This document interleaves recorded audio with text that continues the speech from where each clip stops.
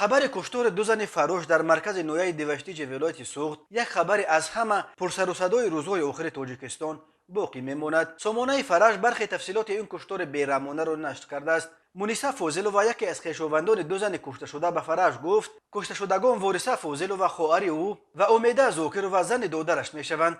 آنها ساکنان دهه غزنترک جماعت غزنترک بودند و هر دو 3 سال این جانب در اداره زمین نویای دیفشتیج باعث فراش کار میکردند. از سببی که کارمندان اداره روزهای شنبه تا دیر وقت کار میکنند، فراشان روز یکشنبه برای تازه کردن اتاقهای کاری میروند. حادثه روز یکشنبه 17 ایول رخ داده. تا هنوز سببهای حادثه را نمیدانیم. این دو نفر شخصان عادی و بی‌آزار بودند. مزد ناچیز میگرفتند و مهنت حلال میکردند. یک روز قبل در اداره زمین کمتر سوختار شده بود. فراشها برای تازه کردن عاقبت‌های آتش سوزی رفته بودند. خواهرم 56 سال و کلینمان 45 سال داشتند. از خواهرم وارثه یک پسر و از زن دادرم امیده 3 دختر نابالغ یتیم ماندند.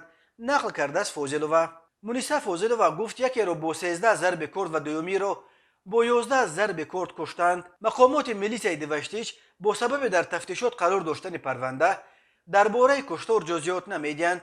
معاون شعبه وزارت کارهای داخله در نویای دیوشتیج عبدالوف گفته است به اجازت رهبریت ریاست یگان خیل معلومات نمیدهیم. طبق معلومات با گمان دست داشتن در کشتار این دو زن نفر با نام صبایالدین منورزاده بازداشت شده است. برخی منابع او را کارمند اداره زمین نویای دیوشتیج و برخی دیگر کارمند اداره آبادانی نام میبرند.